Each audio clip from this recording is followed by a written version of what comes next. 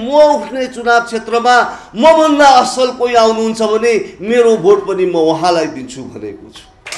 त्यो त्याग हामीले गर्नुपर्छ। आज बालेनलाई हामीले चुनेर पठायौं, बालेन आउँदा पनि यही छ, किनभने हामीले गद्दारहरूलाई संसदमा पठाएका छौं। ए भ्रष्टाचारी नेताका पाराले है दुःख पाए नेपाली साराले। हामी त्याग गर्न तयार छौं, के छोड्नुपर्छ छोड्न तयार छौं।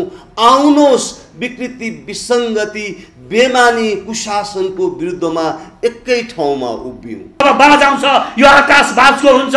सिंह केही समय सुत्यो भनेर, सिंह केही समय गुफामा सुत्यो भनेर जंगलको राजा स्याल हुँदैन। सिंह नै जब आउँछ, सिंह आइसकेपछि त्यसले शासन गर्छ। तपाई सुशासन कायम गर्न चाहनुहुन्छ, कानुनी राज्यको स्थापित गर्न चाहनुहुन्छ भने आउनुहोस् एक ठाउँमा उभियौं। नेपाल फेरि ब्ल्याक लिस्टेड हुँदैछ। नेपाल फेरि ब्ल्याक लिस्टेड हुँदैछ। नेपाल आमालाई असल व्यक्तित्वको खाँचो छ, जसले धोका नदिने। उहाँको काठमाडौँमा घर रहेछ, वरिष्ठ अधिवक्ता पनि हुनुहुँदो रहेछ, तर उहाँ यो देशमा सेक्युर्ड हुनु हुँदैन रहेछ। आज उपस्थित आदरणीय विशिष्ट व्यक्तित्वहरू, सबभन्दा पहिला देशमा चेन्ज ल्याउँछु भनेर, देशमा सुशासन कायम गर्छु भनेर, देशमा विकृति विसङ्गतिहरूको अन्त्य गर्छु भनेर आज उम्मेदवारी घोषणा गर्नुभएको मेरो जन्मथलो काभ्रे क्षेत्र नम्बर 2 का मेरा मित्र उम्मेदवार र सूर्य उदाउने जिल्ला झापाबाट, झापा क्षेत्र नम्बर 3 बाट उम्मेदवार घोषणा गर्नुभएका मेरा मित्र ओमजीलाई धेरै धेरै शुभकामना व्यक्त गर्न चाहन्छु।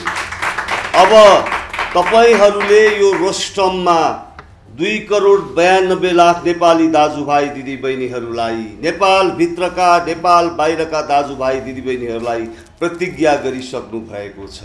म डिफरेन्टली काम गर्छु, म सुशासन कायम गर्छु, यहाँ भएको व्यथिति विसङ्गति अन्त्य गर्छु भनेर यत्रो 2,92,00,000 नेपालीहरूलाई तपाईले भनिसक्नु भएको छ। अब तपाईहरूले उही पुराना हाम्रा राजनीतिकमा लागेका पेसाकर्मीहरू नै हुनुभयो भने तपाईलाई नेपाली दाजुभाइ दिदीबहिनीहरूले क्षमा गर्ने छैन, मलाई गर्ने छैन। त्यसकारणले शुभकामना छ। जानुहोस्, स्थापित हुनुहोस्, आफ्नो क्षेत्रमा जानुहोस्, माटोमा जानुहोस्, स्थापित हुनुहोस्, मन वचन कर्मले सेवा गर्नुहोस् र उहाँहरूको हार्ट्स एन्ड माइन्ड जितेर अगाडि बढ्नुहोस्। त्यो शुभकामना व्यक्त गर्न चाहन्छु। आज बिहान एउटा इन्टरेक्सनमा म थिएँ आदरणीय दाजुभाइ दिदीबहिनीहरू। त्यो इन्टरेक्सनमा नेपालको एउटा असाध्यै सम्मानित वरिष्ठ अधिवक्ता हुनुहुन्थ्यो। उहाँसँग मेरो उहाँहरूको टिमसम्म इन्टरेक्सन थियो। उहाँले मलाई एउटा भनेको कुराले म असाध्यै दिनभरि म एकदम वास्तवमा आज दुखी भएको छु। उहाँले के भन्नुभएको थियो भने, खरेलजी म अब 1 महिनापछि युएस अमेरिका जाँदैछु। किन जाँदैछु भन्दाखेरि उहाँले के भन्नुभयो, यो देशमा यो राष्ट्रमा मेरो सोसियल सेक्युरिटी छैन। उहाँको काठमाडौँमा घर रहेछ, वरिष्ठ अधिवक्ता पनि हुनुहुँदो रहेछ, तर उहाँ यो देशमा सेक्युर्ड हुनु हुँदैन रहेछ। म विदेश जाँदैछु, विदेशमा मेरो सोसियल सेक्युरिटी हुन्छ, मेरो हेल्थ सेक्युरिटी हुन्छ, मेरो परिवारको सेक्युरिटी हुन्छ भनेर उहाँ जान्छु भन्दाखेरि म असाध्यै भावुक भएँ। हामी अहिले यो नयाँ ध्रुवमा हामी जोडिएका हामी शक्तिहरू यही देशमा सोसियल सेक्युरिटी, हेल्थ सेक्युरिटी, के सेक्युरिटी चाहिन्छ हामी दिनलाई कटिबद्ध छौँ। त्यसैले हामी एक ठाउँमा जोडिएको छौँ। पछि मैले उहाँलाई इन्डिभिजुअली भने, अब तपाईहरू यसरी जाने हो भने, तपाईहरू जस्तो मान्छे यसरी जानुभयो भने अनि यो देशमा कसले आवाज उठाउने, कसले बोल्ने भनेर मैले उहाँलाई छुट्टै रूपमा टेलिफोनमा मैले कुरा गरेँ। यसको अर्थ यो देशको अवस्था के छ भन्ने कुराहरू यसबाट छर्लङ्ग हुन्छ आदरणीय दाजुभाइ दिदीबहिनीहरू। अर्को एउटा लेटेस्ट अहिले कुरा, यो चाहिँ सम्पत्ति शुद्धिकरणको एउटा रिपोर्टमा नेपाल फेरि ब्ल्याक लिस्टेड हुँदैछ। नेपाल फेरि ब्ल्याक लिस्टेड हुँदैछ। कसरी ब्ल्याक लिस्टेड हुँदैछ भन्दाखेरि यो देशमा सीमित व्यक्तिहरूले जसले नेपाल आमालाई दोहन गरिरहनु भएको छ, जसले नेपाल आमाको लागि चिथोरिरहनु भएको छ, त्यस्ता मानिसहरूको कारणले फेरि यो देश ब्ल्याक लिस्टेड हुँदैछ। यो विगत 32 वर्षदेखि नै जसरी कुशासनमा उहाँहरू व्याप्त हुनुभयो त्यही कारणले अहिले यसरी हामी ब्ल्याक लिस्टेड हुँदैछौँ। अब यस्ता विकृति विसङ्गतिहरूको लागि हामी एक ठाउँमा नउभि सुख छैन, सुखै छैन। म त आज यो रोस्ट्रमबाट, आजको यो रिपोर्टर्स क्लबबाट अरू साथीहरूलाई नै भन्छु, नेपाल आमालाई माया गर्ने साथीहरूलाई भन्छु, प्लिज छिन्न भिन्न नहुनुहोस्। अझ के त्याग गर्नुपर्छ हामी त्याग गर्न तयार छौँ, के छोड्नुपर्छ छोड्न तयार छौँ। आउनुहोस् विकृति विसङ्गति बेमानी कुशासनको विरुद्धमा एकै ठाउँमा उभियौँ। आज मैले भर्खरै यहाँ आउनु अगाडि एउटा इन्टरभ्यू पनि दिएको थिएँ, एउटा टेलिभिजनमा इन्टरभ्यू दिएको थिएँ।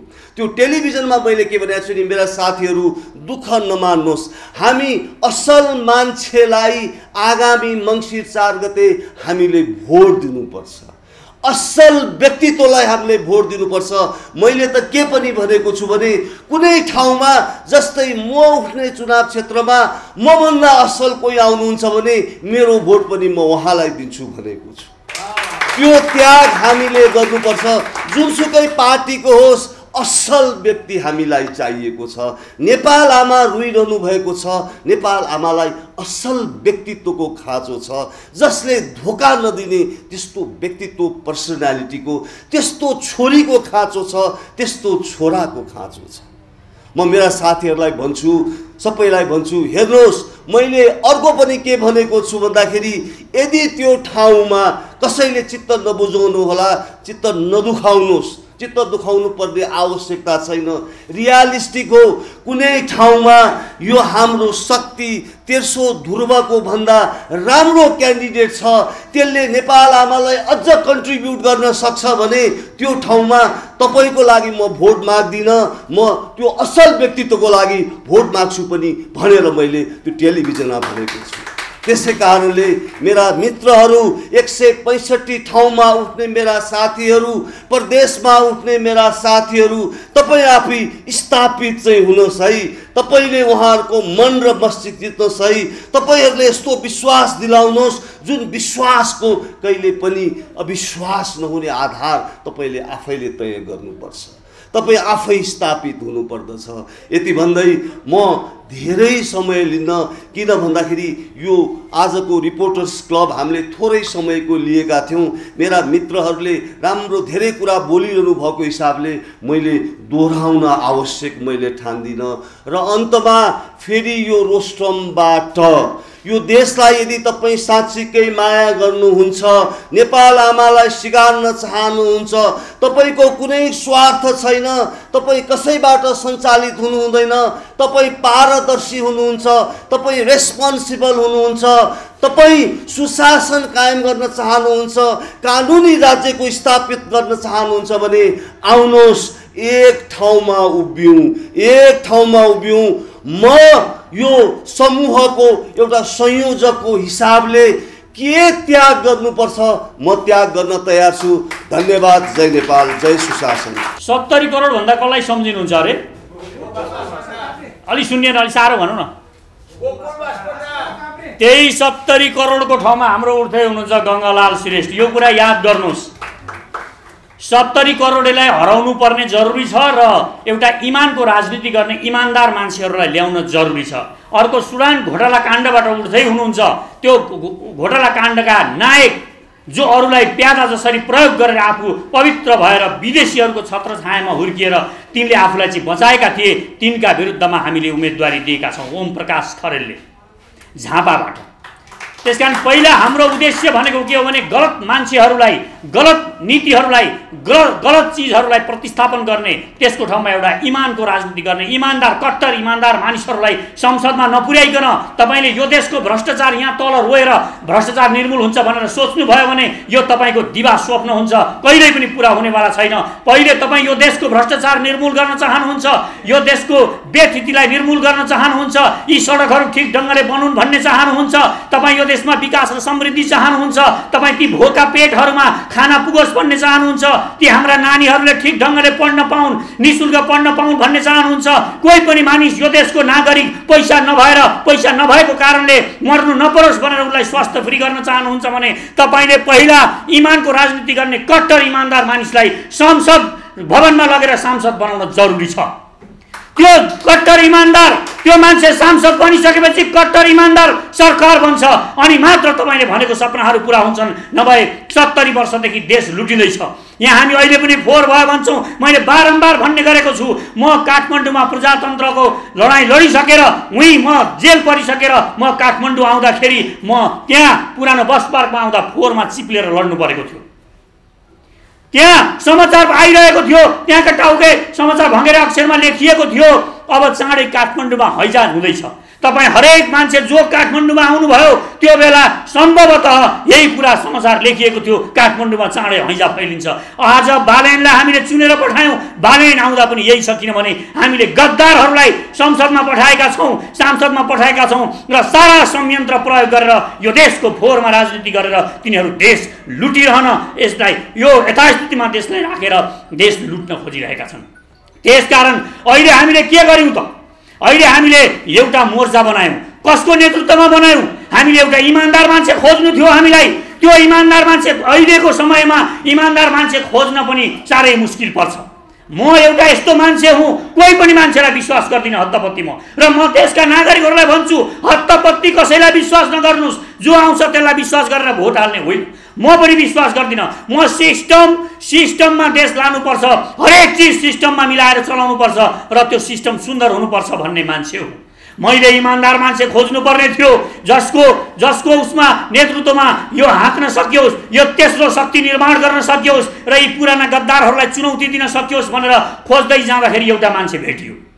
एउटा मान्छे 30 वर्ष 28 वर्षसम्म एउटा गन्दा सिस्टममा बस्यो, एउटा फोहोरिने दलालहरूले चलाएको सिस्टममा बसिरह्यो। तर बसिरहँदै पनि त्यो सिस्टममा बसेर उसले आफ्नो शरीरमा कहिल्यै पनि फोहोर लाउन दिएन, फोहोर हुन दिएन। रमेश खरेल त्यही मान्छे हुन् जसलाई तपाईँ सिधा विश्वास गर्न सक्नुहुन्छ। उनको बारेमा तपाईँले अविश्वास गर्ने, शङ्का गर्ने, प्रश्न गर्न पनि तपाईँलाई मन लाग्दैन। यिनी इमानदार हुन् भनेर तपाईँ ठौका गर्न सक्नुहुन्छ। हामी हरेक एक सांसद इमानदार खोज्छौँ, म तपाईँलाई विश्वास दिलाउँछु। र अहिले हामीले पाएका 2 जना सांसदहरू पनि कट्टर इमानदार हुनुहुन्छ भन्ने म तपाईँलाई विश्वास दिलाउँछु। हाम्रो गङ्गालालजी एउटा सङ्घर्ष हो, उहाँ आफै सङ्घर्ष हो। उहाँले आन्दोलन गरिरहनु भएको छ, रिक्सा लिएर उहाँ देशलाई बिउजाउन हिँडिरहनु भएको छ, एक्लै रिक्सा कुदाएर देशभरि घुमिरहनु भएको छ, एउटा क्रान्तिको बिगुल फुक्दै उहाँ यो देशलाई परिवर्तन गर्नुपर्छ भनेर आउनु भएको छ। हाम्रो ओम प्रकाश खरेलजी हुनुहुन्छ, उहाँ PhD स्कलर हुनुहुन्छ र एउटा बौद्धिक विद्वान मान्छे, दर्जनौं किताबहरू लेख्नु भएको छ र उहाँको एउटा विचार, उहाँको के मनपर्दो विचार छ भने कोही पनि मान्छे उहाँलाई ढाँटेको थाहा पाउनु भयो भने र कसै पनि मान्छेले उहाँलाई ढाँट्दैछ भन्ने थाहा पाउनु भयो र आर्थिक घोटाला गर्न खोज्यो भने त्यसलाई डन्डा चलाउने सबैभन्दा प्रखर मान्छे हाम्रो पार्टीमा उहाँ हो। त्यसकारण बेइमानहरूलाई हामीले छोड्दै जाने हो। हामीले मिल्नको लागि आह्वान गरेका छौँ। 6 महिनादेखि हामी रोमलालजी, रमेशजी र पुण्य वर्षै हामी भएर 6 महिनादेखि हामी यो देशलाई जोड्नुपर्छ, तेस्रो शक्ति निर्माण गर्नुपर्छ भनेर लागेका छौँ। तर केही मानिसहरूलाई लागेको छ, केही मानिसहरू उडेका छन्, केही परेवाहरू आकाशमा उडिरहे। बाजले 2-4 दिन बाज आफ्नो गुणमा बसिरह्यो भनेर यो आकाश परेवाको हुँदैन साथीहरू। म तपाईँहरूलाई भन्न चाहन्छु, जब बाज आउँछ यो आकाश बाजको हुन्छ। सिंह केही समय गुफामा सुत्यो भनेर जङ्गलको राजा सियाल हुँदैन। सिंह नै जब आउँछ, सिंह आइसकेपछि त्यसले शासन गर्छ। त्यसकारण अब यो स्वतन्त्र राजनीतिक शक्ति नेपालमा उदाइसकेको छ। यसले तपाईँ हेर्दै गर्नुहोस्, भुरे टाकुरे साना आमसभा गरेर मैले ठुलो गरेँ, यो गरेँ, ऊ गरेँ, हामी कोहीसँग मिल्दैनौँ भन्नेहरूलाई पनि हामी चाँडै देखाउँछौँ। के देखाउँछौँ भने हामी तिमीले गरेका आमसभाभन्दा दर्जनौँ ठुला आमसभाहरू हामी गर्न सक्छौँ र गरेर देखाउँछौँ। अर्को कुरा यो बुझ्न जरुरी छ। ल केही मानिसहरू सुटुक्क गएर लौरोलाई गएर एउटा बालनको हाई देखेर लौरो मेरो लौरो हो भनेर सुटुक्क गएर निर्वाचन आयोगमा गएर पार्टी दर्ता गएर लौरो चुनाव चिन्ह बनाउने अनि लौरो चुनाव चिन्ह लगेर अनि 1 लाखले 2 लाखले म तँलाई सांसद बनाउँछु लौरोले त जितिहाल्छ नि भनेर बाटोमा माग्दै हिँड्ने अनि सांसद खोज्दै हिँड्ने यस्ता मानिसहरूले देश परिवर्तन गर्न सक्दैनन्। त्यसकारण कहाँ तपाईँ उभिँदै हुनुहुन्छ, कुन ठाउँमा उभिँदै हुनुहुन्छ त्यो ठाउँ तपाईँले चिन्नु भएन। त्यहाँ कसले नेतृत्व गर्दैछ त्यो नेतृत्व चिन्नु भएन भने यो देश फेरि पनि अहिले जसरी गलत नेतृत्वहरूले यो देशलाई भड्कालोमा हालेका छन्, अँध्यारोमा लगेर अँध्यारो गुफामा छिराएर यो देशलाई बर्बाद पारेका छन्, यो देश फेरि त्यस्तै हुन्छ। त्यसकारण म यहाँहरूलाई अनुरोध गर्छु, एउटा कट्टर इमान्दार मान्छेको नेतृत्वमा हामी छौँ। हामीलाई विश्वास छ यो मान्छेले आफू मरेर पनि यो देशलाई धोका दिन सक्दैनन्, यो मातृभूमिलाई धोका दिन सक्दैनन्। यिनले भन्ने कुरामा हामी विश्वास भएपछि जोडिएका हौँ। हामी पनि लडतरो तरिकाले जोडिने मान्छे होइनौँ कोहीसँग। यो कुरा बुझ्न जरुरी छ। जसको बारेमा प्रश्न उठ्छ, जसको बारेमा शङ्का उठ्छ, हामी त्यसलाई सधैँ शङ्काको दृष्टिले हेर्छौँ र त्योसँग जोडिने बेलामा हामी पनि 12 टाँगो परै बस्ने मान्छे हौँ। त्यसकारण म तपाईँहरूलाई अनुरोध गर्छु, हामी ठिक ठाउँमा छौँ। देशभरिका अभियन्ताहरू, देशभरिका स्वतन्त्र साथीहरू सबैलाई हामीसँग जोडिन र आफ्नो उम्मेदवार बन्ने तपाईँ योग्यता छ भने आफ्नो नाम ठेगाना पेसा शिक्षा के तपाईँ गर्दै हुनुहुन्छ हामीलाई पठाउनुहोस्। हामी उम्मेदवार र कट्टर इमान्दार मान्छे खोजिरहेका छौँ। हाम्रो शर्त छ तपाईँ कट्टर इमान्दार हुनुहुन्छ, तपाईँ हुनुपर्छ। तपाईँ पढेको होला, पिएचडी गरेको होला, तपाईँको पिएचडी तपाईँको कट्टर इमान्दार हुनु भएन भने तपाईँको पिएचडी भोलि त्यही देशका त्यहाँका स्थानीय नागरिकहरूलाई लुट्नको लागि प्रयोग हुन्छ। त्यसकारण तपाईँको बौद्धिकता, तपाईँको क्षमता हामी नागरिकलाई लुट्न दिनेवाला छैनौँ। तपाईँ इमान्दार भएको घोषणा गर्नुहुन्छ, इमान्दार छु भन्नुहुन्छ, आफ्नो सम्पत्ति विवरण तपाईँ बुझाउनुहुन्छ, सब थोक गरेर तयार हुनुहुन्छ भने तपाईँ आउनुहोस्, तपाईँलाई स्वागत छ। र देशभरिबाट मेरो नम्बरमा फोन गर्नुहोस्, रमेशजीकोमा गर्नुहोस्, गोविन्दजीकोमा गर्नुहोस्, ओमजीकोमा गर्नुहोस्, हाम्रो सामाजिक सञ्जालमा सम्पर्क गर्नुहोस्। म इमान्दार छु भन्नुहुन्छ तपाईँ भने आउनु, पुरा देश तपाईँको साथमा हुन्छ र हामी सबै तपाईँको साथमा छौँ। हवस् त, नमस्कार। शहीद गङ्गालाल जस्तै जीवित गङ्गालाल, शहीद गङ्गालाल जस्तै जीवित गङ्गालाल स्वतन्त्र राजनीति शक्ति बनेका छन् हाल। लोभी पापी भ्रष्टसँग पौठेजोरी खेल्दै ल्याइ पुर्याए यहाँसम्म जीवनको रथ ठेल्दै, ल्याइ पुर्याए यहाँसम्म जीवनको रथ ठेल्दै। जिउँदा शहीद गङ्गालालको सङ्घर्ष र त्याग, जिउँदा शहीद गङ्गालालको सङ्घर्ष र त्याग, राजनीतिक व्यथिति मास्न लगाए दिमाग।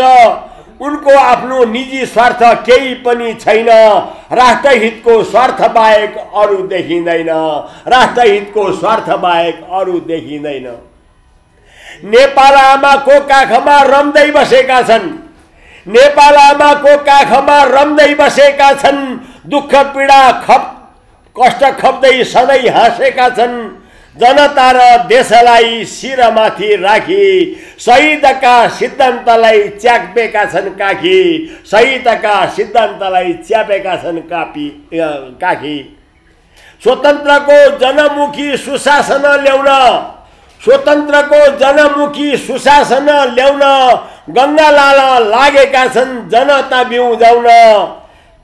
काभ्रे क्षेत्र 2 का सांसद भए उम्मेदवार, हृदयले जनतालाई गर्छन् नमस्कार, हृदयले जनतालाई गर्छन् नमस्कार। एउटा भ्रष्ट संसद छिर्न गङ्गालालले रोक्छन्, एउटा भ्रष्ट संसद छिर्न गङ्गालालले रोक्छन्। गङ्गालालका विरोधीलाई जनताले ठोक्छन्, गङ्गालालका विरोधीलाई जनताले ठोक्छन्। अब जनता झुकिँदैनन् लोभ लालचमा परी, गङ्गालाललाई जिताउँछन् मत प्रयोग गरी, गङ्गालाललाई जिताउनेछन् मतदान प्रयोग गरी। यो कविता मैले गङ्गालालजीको बारेमा गाएँ, तर ओम प्रकाशजीको बारेमा मलाई थाहा थिएन आज। अब म 2 जनालाई हुने मैले एउटा गीत, हाम्रो आमालाई भोट हालौँ भन्ने हाम्रो यो चण्डीको लयमा छ। हाम्रा पूर्वतिरका राई लिम्बूहरूले यसलाई बढी प्रयोग गर्नुहुन्छ र यो गीतलाई सङ्गीत दिनु न, तपाईँहरूका हात जुर बनाइरहेका होलान्। म गीत सुरु गर्छु अनि सङ्गीत दिनु होला।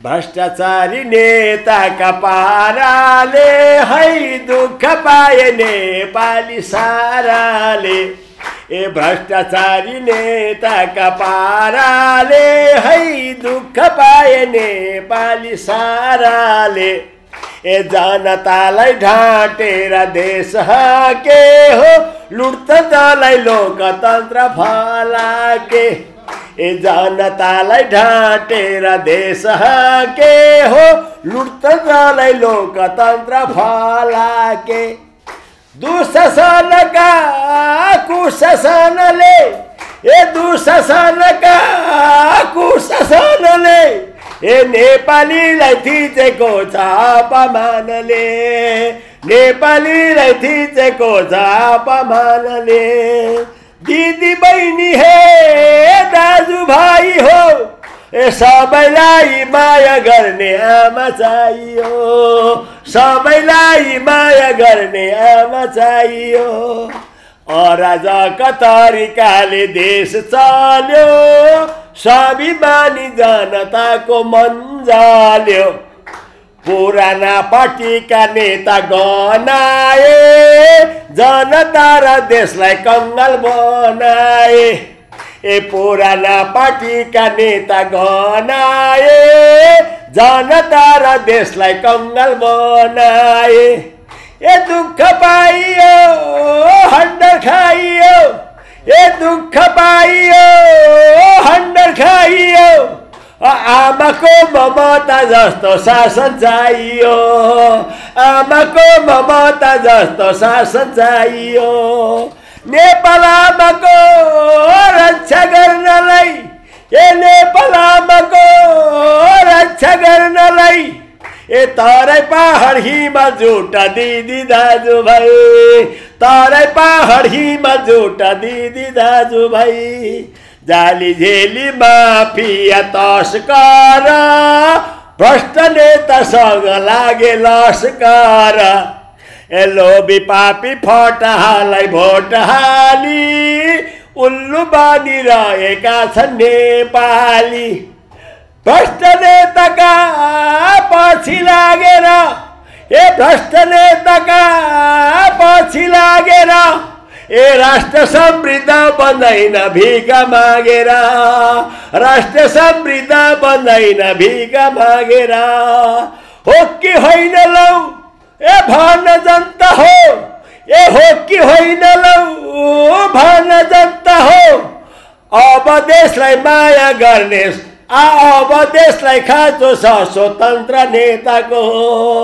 अब देशलाई खाँचो छ स्वतन्त्र नेताको रक्षा गर्न हाम्रो जीवधनको वेदना बुझ्ने जनमनको स्वतन्त्र राजनीति शक्ति आएको छ आमालाई भोट हाल्ने मौका पाएको छ ए स्वतन्त्र राजनीति शक्ति आएको छ आमालाई भोट हाल्ने मौका पाएको छ उठ नेपाली हो जाग नेपाली ए उठ नेपाली हो जाग नेपाली आमा चिन्हमा भोट हाली जितौ यसपालि आमा चिन्हमा भोट हाली जितौ यसपालि भ्रष्टलाई चोट आमालाई भोट भ्रष्टलाई चोट आमालाई भोट दुष्ट दलाल नेताको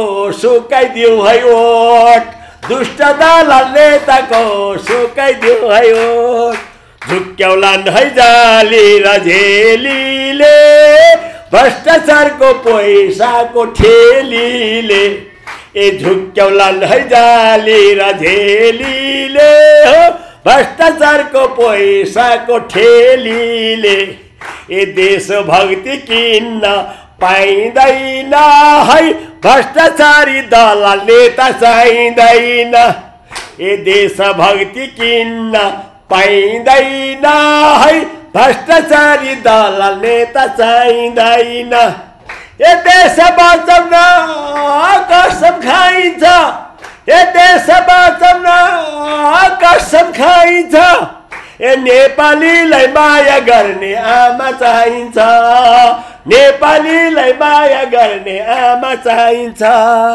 भ्रष्ट नेताका पछि लागेर भ्रष्ट नेताका पछि लागेर राष्ट्र समृद्ध बन्दैन भोट भिख मागेर। राष्ट्र समृद्ध बन्दैन भिख मागेर। हो कि होइन हो भान जनता हो, हो कि होइन लौ भान जनता हो। भोट हाली आमालाई जिताउने बेला भो। भोट हाली आमालाई जिताउने बेला भो। भोट हाली आमालाई जिताउने बेला भो।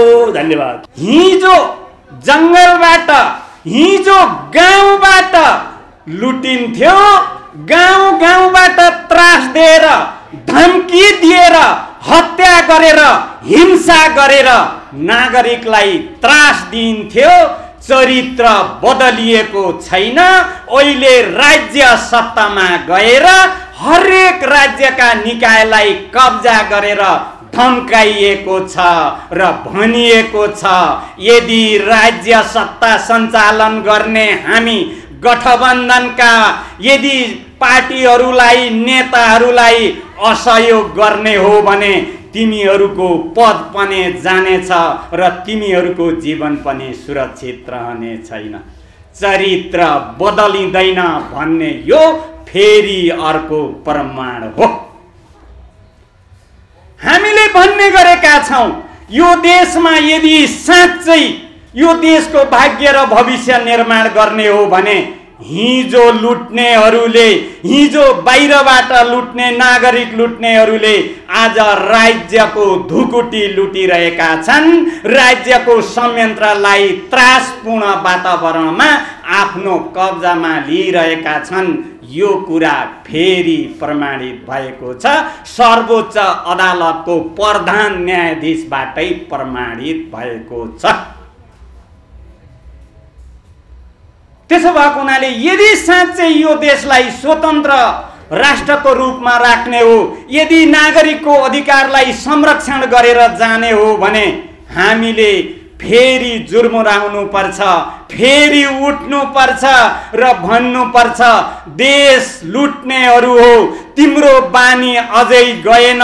देशलाई दुःख दिनेहरू हो, तिम्रै आमा र धरतीलाई दुःख दिनेहरू हो, फेरि तिम्रो बानी गएन। अब युवाहरू जागिसकेका छन्, चेतना भरिसकेका छन् र भनिरहेका छन् अब तिमीहरूको यो धरतीमा बास हुने छैन। एमसीसी र एसपीटी का ठेकेदारहरू अब तिमीहरूले कुम्लो कुटुरो बोक्नु पर्छ। हरेक नेपाली नागरिकहरू अब घर घरबाट उठ्ने छन्, गाउँ गाउँबाट उठ्ने छन् र भन्ने छन् जाग तिम्री आमा माथि जाई लाग्ने यी दलालहरूलाई अब हामीले तिम्रा छोरा छोरीले छोड्ने छैनन्।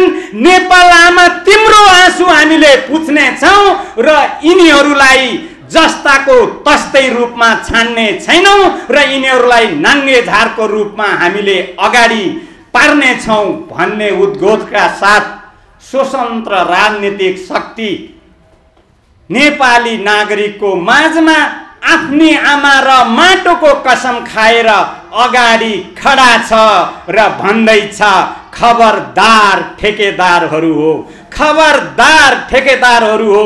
हिजो तिम्रो बानी सुध्रिएन भने तिमीलाई फेरि यो धरतीले सराप्ने छ र तिम्रा छोरा छोरीले नै लखेट्ने छन्।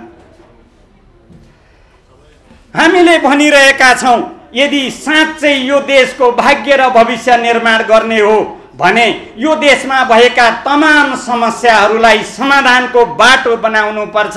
यो देशमा किसानका समस्या छन्, यो देशमा व्यवसायीका समस्या छन्, यो देशमा चाहिँ रोजीरोटीको समस्या छ र यो धरतीलाई बचाउने यो देशको स्वाभिमानको समस्या छ र हामी यदि साँच्चै यो चिजलाई समाधान गरेर अगाडि जाने हो भने हामीले फेरि जमर्को गर्नै पर्छ, फेरि कोसिस गर्नै पर्छ र फेरि उठ्नै पर्छ।